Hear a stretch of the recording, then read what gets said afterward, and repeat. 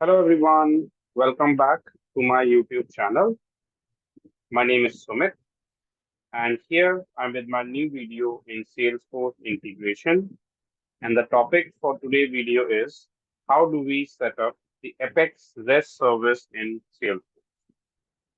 So the idea behind this video is to create an Apex class, to Apex REST service class in Salesforce, and we'll be going to see that how do we expose that Apex class with external users.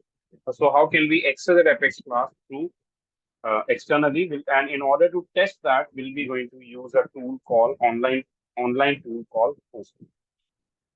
So as all of you know that the Apex REST services are used to expose the Salesforce data and functionality via RESTful APIs. They allow the developers to create custom endpoints to access the data and execute custom logic. So in this session, we will be going to explore the various aspects of Apex REST service, and we'll be going to discuss an example to illustrate its uses. So before we begin, don't forget to subscribe my YouTube channel, and also don't forget to press the bell icon to get the update on the videos. So before I move ahead and start showing an implementation of Apex REST web service, we have to do few steps. We have to set up few settings. First of all, so the number one is we need to have the developer's account, and in my case, I've already got a developer account. Step number one. Step number two, we need to create a connected app, because in order to perform the REST operations, the REST API integration in Salesforce, we require consumer key and consumer secret and consumer code password. And for that, we need to set up the connected app. So in my case, I have already created a connected app as REST app. This is my connected app. And in order to know more about how do we create a connected app, how do we perform a REST API integration and in Salesforce, please go through my previous videos. I will share the link in the description. You can go through that video. You can check the videos. You can check my previous videos on integration where I've explained thoroughly about that. How do we create a connected app? How do we perform the settings? How do we enable the auth settings in that connected app? And how to generate the consumer key and consumer secret? So this is my connected app, and these are my consumer key and consumer secret. So what I have done, I have opened a notepad, online notepad, and in that online notepad, I've just saved all the details here, like consumer key, my consumer secret, my username, and my password. And as all of you know that the password will not go alone. Along with password, we need to pass the access token. So I've already shared my access token here. So we are ready to go down. And in order to test, first of all, I just wanted to make a call on Salesforce through Postman in order to get the access token and instance URL to proceed further.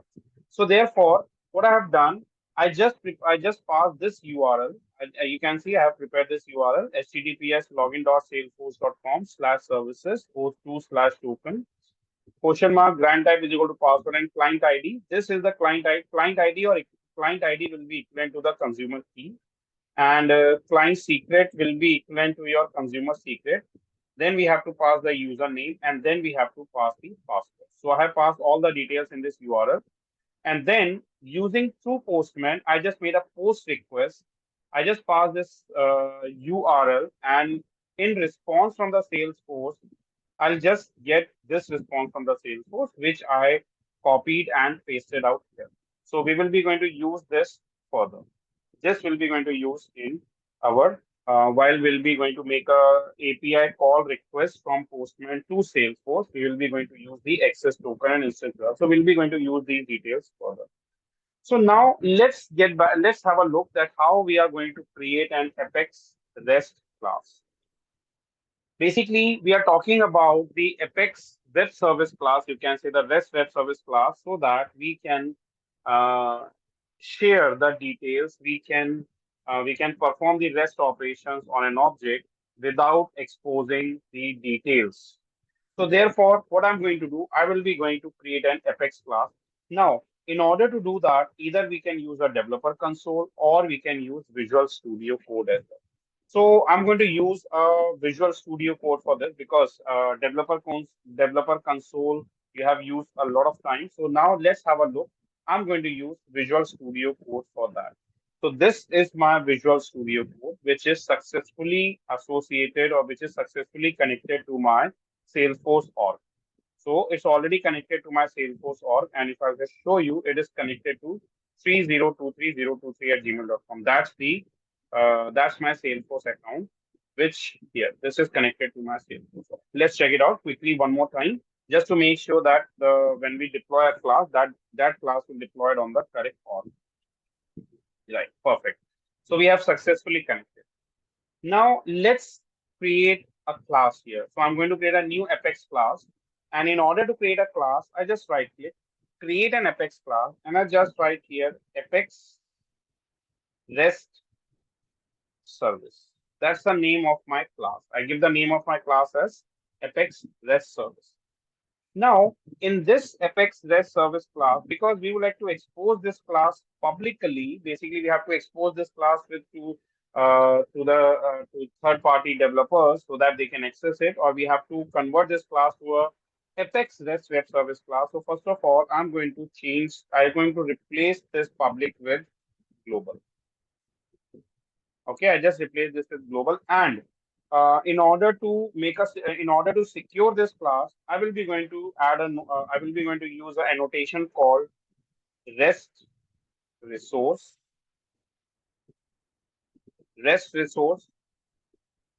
URL mapping is equal to star slash, and let's say Apex class. I name it as Apex class / star.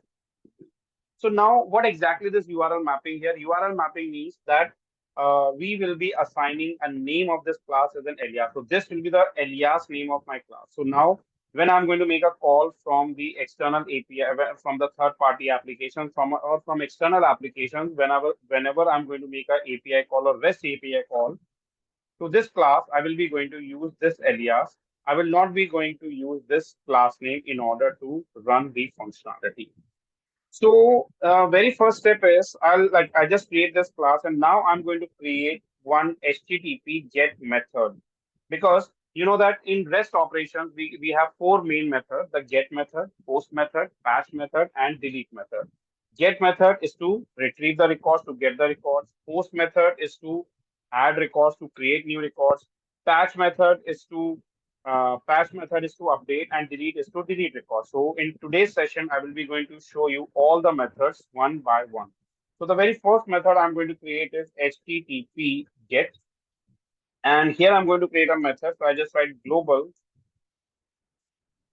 static. Now this function will be going to return a list of, let's say list of account, and I just write do get, right? Do get. Now I just wanted to return a list of records. So therefore I create list of account ACC list is equal to, here I'm going to write a SOQL query. So I just wanted to return select name, comma, phone, comma, type from account. And finally, I just write return ACC list. So as you can see, this particular function, whenever we are going to call this function will be going to return a list of accounts. Let me save this class, and finally, I'm going to deploy this class on my Salesforce org. And we'll also quickly verify whether this class has been deployed successfully or not. Now you can see I'm getting an error message, failed to run. Let's try to solve this error. What's the problem? Why this problem? What's the problem with this? Because you may also face such kind of issues. It's a /, and okay, what I have done, it should be, we don't use this here actually. It should be like this. I just save this and let me deploy this again. So you can see my class, this Apex class deployed successfully on the Salesforce. The error was I just added a star, which is not required. I'm going to add a star at the end, but I'm not. We should not add a star in the beginning. So these are okay. So these things we have to take care of. Now, my Apex class deployed successfully. Let me quickly go and verify whether this Apex class has been installed successfully, means it has been deployed successfully or not. So I'll just quickly verify from the Apex class. So I just open an Apex class and the class name is, so my class name here is, what's the class name? The class name is Apex REST Service. Let's have a look. Let's search it out. So I just search for that and I'm going to check that class, whether that class deployed here or not. Apex REST Service.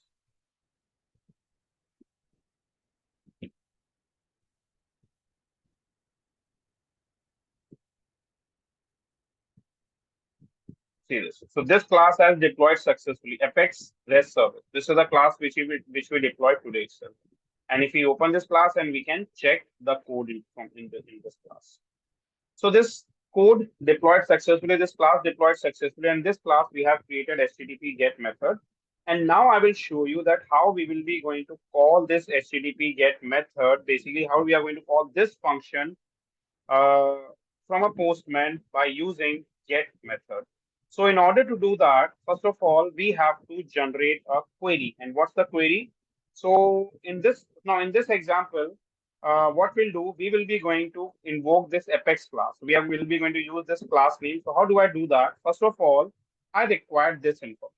What I need this. So I'm going to use instance URL.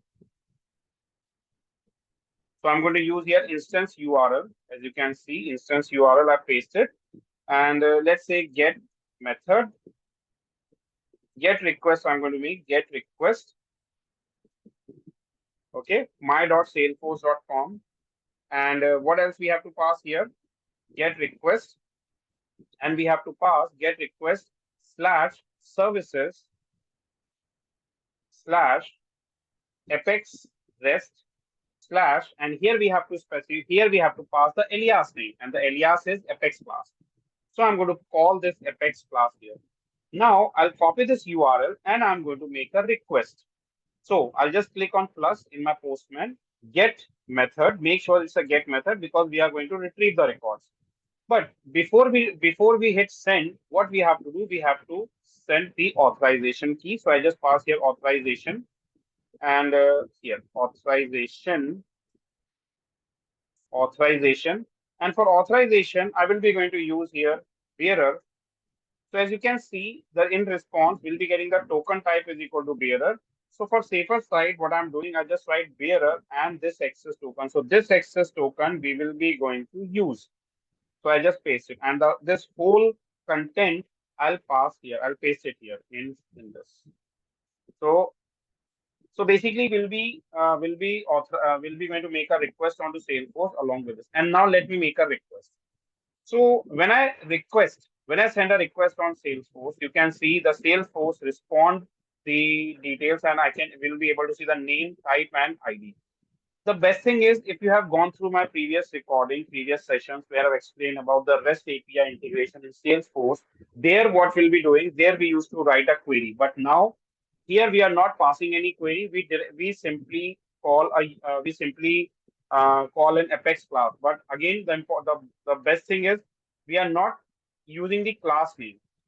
As you can see, we'll not be using this class name. We'll be using the alias name, the mapping name, and that's what I'm using here. So I've successfully made a get request onto Salesforce in our Apex class. Now just assume that I just wanted to retrieve a particular account. So we used to have an account, and I just want to retrieve I just want to retrieve a particular account. Then how I'm going to do that? So for this, let me open sales, and let's say I just want to retrieve an account, and I will be going to pass an account name because it's not possible for everyone to remember the ID. So either we can fetch the record based on the account number or account name. So I will be following the account name. So in short, what I'm trying to do is that whenever I pass an account name, I want to retrieve only that particular record. Right now, if I pass an account name and click on send, it's not going to perform any operation. Even though it responded all the records, but this is wrong. I don't want to respond all the records. I just want to fetch only this particular record. So in order to do this, what we have to do, we have to customize our code, and we will be going to make a change in the code. And what's that? Let's have a look. So first of all, we are not going to pass any parameter here, but I will be going to declare a variable called string. Let's say ACC name, that is an account name. And then I will be going to create REST request REQ is equal to REST context dot request. Then, and now I just wanted to fetch. Okay, now here what I want to do, I just wanted to fetch the account name we will be going to pass here and store into this variable. So how do I do that? I just write ACC name is equal to REQ dot request request URI dot substring substring bracket REQ dot request URI dot last index of. As you can see, we would like to retrieve the name, the account name, just after this forward slash. Whatever name we passed after this forward slash, we have to retrieve. So we'll be going to skip this, but whatever name, whatever value is passed here, we just wanted to retrieve that. So therefore, I just write last index of, and here I just write forward slash +1. So what it will do, it will retrieve the last index. It will retrieve whatever content, whatever text we have added after forward slash, the last forward slash. And okay, and I just create a list of account ACC. Basically, we have already declared that, but the thing is, I'm going to declare it here because we will be going to use it. So I just write here new list of a account. I'll be going to tell you that why I did that. And now the very first step is I just wanted to make sure that if this account name is blank, that means if you are not passing any parameter, if you are not passing any value after this slash, that means we have to return its request for all the records. But if we pass any value, we have to retrieve only that particular account. So how do I do that? I just check it out here that if ACC name equal null or ACC name equal blank or equal null. If it is blank or it is null, then what to do? Else what to do? So if it is blank, then I'm going to return all the records. I just retrieve all the records. So ACC list of all the records. But if it is not blank, then we will be going to fetch the record which will be equivalent to from account where name equals to colon ACC name. So according to the name, it is going to return the list of records. Let's verify this. So let me save this and I'm going to deploy this deploy this class again. So let's see this class deployed or not. This class deployed successfully. So now let me verify whether the operation has been committed successfully or not. So in order to do that, let me switch to my Salesforce org. And yeah, let me switch to my Salesforce org. And as you can see, I've got a new account here in my account object. I named that account name as AI Tech 1. Let me show you that account. So new this week, and there's a new account name as AI Tech 1 account. And in this account, we got the details like account name, account type, account phone, account industry. So I just added these few details and now I'm going to make a request. So in order to do that, I just made a get request. And here you can see I will be like using Apex REST and Apex class. This is the class name. This Apex class is the alias name of our class, which we declare here. As you can see, Apex class. And then finally, I just pass the name of the record, name of the account. So when I pass account name and click on send, so what will happen? It will initiate the request and you can say return only one single record. Now, what if I do not pass any account name over? So if I don't pass any account name here, you can see I have removed the account name and I just simply make a made a get request. And you can see it returns the list of records, it returns all the accounts. So like this way, you can see we have successfully made a GET request onto Salesforce from our Apex REST class. Now let's move to the next requirement, and the next requirement is I will be going to create a new HTTP GET method in order to add a new record. So therefore, here you can see I declare the HTTP GET, and now I'm going to declare a new method which will be known as HTTP post. HTTP post, and I'll just declare method. Let's say global static, sorry, HTTP post, and here I just write global static, and this function is going to return the ID. So I just write here string function name as do post, and this function will be going to take two parameters because I just wanted to add an account. So I just want to pass account name and account phone. So I just write a string ACC name from a string ACC phone. So this in this function I'm going to pass two parameters, and basically I just wanted to add a new record.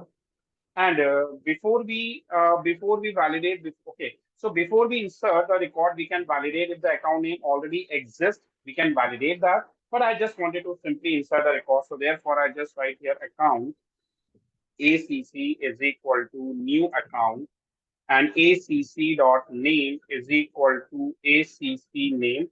And remember, make sure that there's a difference. This ACC name is a parameter, and this ACC dot name. So ACC is an instance, and name is the API name of the field in our account object. And ACC dot phone, ACC dot phone is equal to ACC phone. And I just write insert ACC, and I'm going to return ACC dot ID. So when I say ACC dot ID, because the return type is a string, so it is going to return the ID as a string. Now let's see how we are going to call this function or this do post function or the HTTP post run the post operation from Postman. And in order to do that, let me save this, and I need to deploy this class. So I'm going to deploy this class. So this class deployed successfully. Now let me get back to Salesforce. And in order to add a record, what I have to do, how I'm going to run this operation, because I just wanted to add a record. So therefore, I just simply call this Apex class, and this Apex class is the alias name. And let me do one thing. Let me change this method to post method because I wanted to add a record. Header will remain same, authorization. The only thing I'm going to pass here is one more key I'm going to pass, content type is equal to, okay, let me just, yeah. So here, I just write content type is equal to application JSON. And now I need to pass a body. Why I have to pass a body? Because the reason to pass a body here, because this Apex class, this Apex function, this takes two parameters as an input. And in order to pass the parameters, we'll be going to pass parameters from here. So I click on body, raw, and here I have to pass the parameters. And make sure that the parameters name exactly same, should be same. So here the parameter name is ACC name and ACC phone. So I'll just pass the parameter name ACC name colon, let's say REST test account. That's the name of my REST test account. I'll just say REST test account, comma, ACC phone. P is capital. It's a case sensitive. ACC phone 1, 2, 3, 4, 5, 6, 7, 8, 9. And let's click. Let's make a request. So I'm going to see the method is post. That's the URL. And now when I click on send, so if the process completed successfully, you can see I'm getting the status 200. Okay, that means the process executed successfully, and this is the ID. What exactly is it? This is the record ID. So let's go and verify. So I click on accounts, and I just look for new this week, and you can see a new record has been added successfully. Account, REST test account with this. So these are the details because we have passed only two parameters. So that's the way we can perform the post operations. Now, next is I just want to perform the update operation. So in order to perform an update operation, I want to update the phone number of the newly created record. So therefore, what I'm going to do, I will be going to create @HTTP patch and static global static string do patch. And this function, I'm going to pass one parameter named as ACC phone. Now, before we begin, it's very important to capture the detail, like because when we want to, whenever we want to update a record, so in a URL, we need to pass the record ID. So I need to capture that ID. So I just say I need to capture that ID, or if you have a if you have the number or a name. So let's say I just want to fetch the name. So I just say string ACC name. And for this, what I can do, the get operation we have done, I can follow that. What I can do, I can quickly follow that, or I can quickly copy paste from there just to save the time. I just copy exactly this. I just exactly copy this and paste it here. So what we are doing from the URL, we will be passing the account name and we will be going to update the phone number of the entered account. And now what we'll do, I will be going to fetch the record. So here, before this, basically I just write a query. So I just write a SOQL query here, and the query is select name, comma, phone from account where name equals to colon ACC name. So whatever name we have passed as a in a URL, based on that name, we will be going to filter the record. And I just check it out that if ACC list dot size less than 1. Less than 1 means if it is equals to 0, that means the record does not exist, else it is going to update, it is going to run the update on. So if it is less than 1, then I'm going to return, because the return type is a string. So I will be returning that account does not exist. The account we want to update, that account does not exist. Else what we'll do, we will be going to update record. So in order to update the record, what I write here, I just write account, or I can update it directly basically. So I just write here ACC list of 0 dot phone is equal to ACC phone. So whatever record stores into this, so because it's a list, so I just refer the index number as 0. And from that list, I just fetch the phone field, and this phone we updated with this ACC phone. And finally, I just write here update DML operation. So update ACC list. And I'm going to return a string. So return, and I just write here record updated successfully. That's all. Let's save this and deploy this Apex class. Any problem, any error? Let's check it out. No error. The record updated, basically the Apex class updated successfully. And now let's verify this. So in order to verify this, you can see right now this for this account, the phone number is 123456789. I want to update this. So in order to update, first of all, I will change the method to patch. And in URL, I'm going to pass the account name. So in a URL, I will be going to pass this account. Copy, and I just paste it.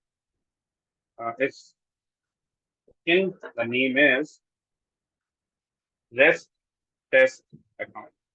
And because I need to update, so header will remain same.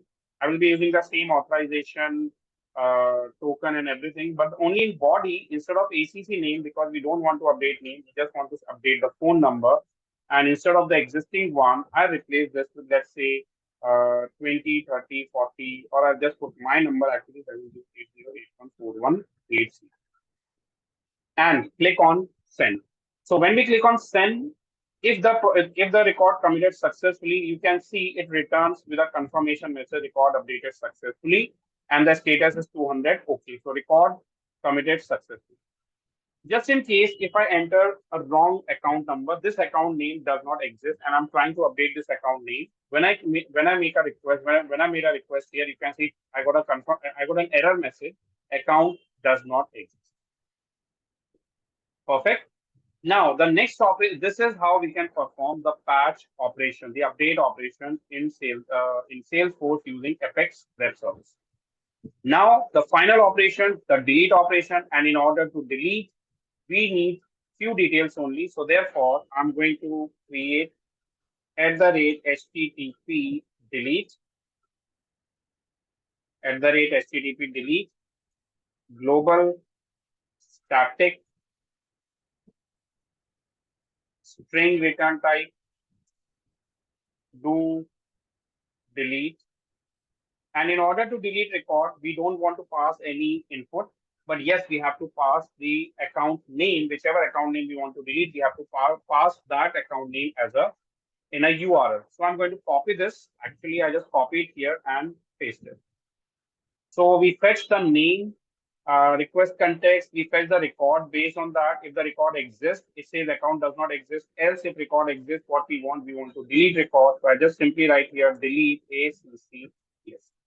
And I'm going to return a confirmation message that account deleted successfully, account removed successfully, or account deleted successfully. Let me save this and deploy this again. So that's what I did in the delete option. So I just copied from the existing one just to save the time.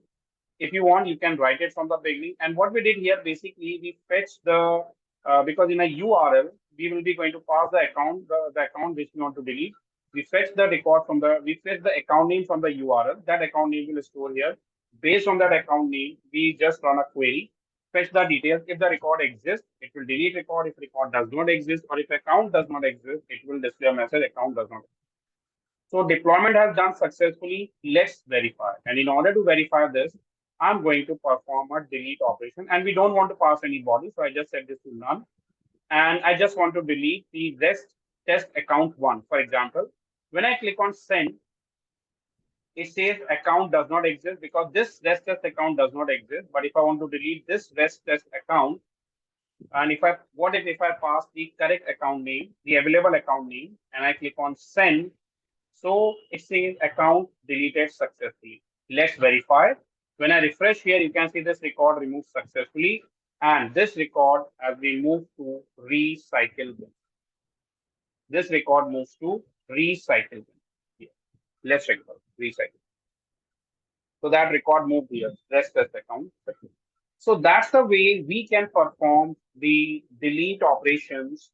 Okay, that's the way we can perform the REST operations, all the REST operations like REST method, like get method, post method, patch method, and delete method by using Apex web service. So this is how this works. So that's all in this video. If you like this video, don't forget to subscribe my YouTube channel. Or if you find this video helpful or interesting, don't forget to hit the subscription button and the ring notification bell. Also, feel free to give it a thumbs up and share it with anyone who might get benefits from it. And of course, leave your thoughts or questions down in the comment below. If you have the requirement of any customized training on Salesforce, you can reach out to us on our website.